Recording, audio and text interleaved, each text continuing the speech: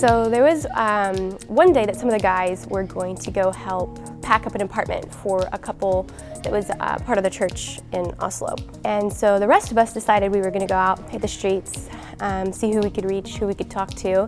Hannah, Eileen, and myself were teamed up together, and all of a sudden this clock goes off, and Hannah tells me there's something really significant about loud noises. Like in a story, they're very significant. And I had never thought about that. And so we're just talking about that, we're walking towards the water, and there's these two ladies sitting behind me. And I think to myself, I'd really like to talk to them.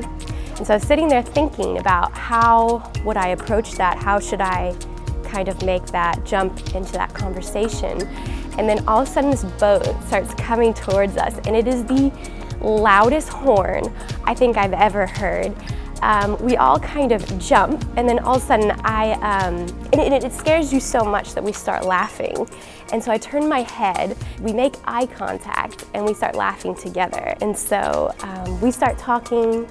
They ask where we're from and what we're doing there, and we say we're from Texas. We're just here to love on the people of Oslo, to pray with people, to hopefully see some people healed. And in that moment, they looked at each other and they just had this very knowing glance. These two women, one of them Lotta and the other Stephanie, they just completely opened up. And Stephanie had just found out that her partner of 20-something years, who she had children with, had just had cheated on her, and she was there down by the water just processing that day.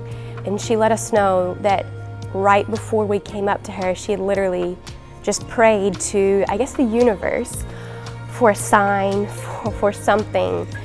And it just blows my mind that it's just that God would send us to be that answer. She prayed and the God of heaven and earth answered her. She believes in all sorts of different things, she's not a Christian by any means, but it's our God. Our God answered her. We got to love on her, speak truth over her identity over her, pray with her, pray for her restoration, her healing. And that's the God we serve. One will He'll meet you right there when she's not even seeking Him.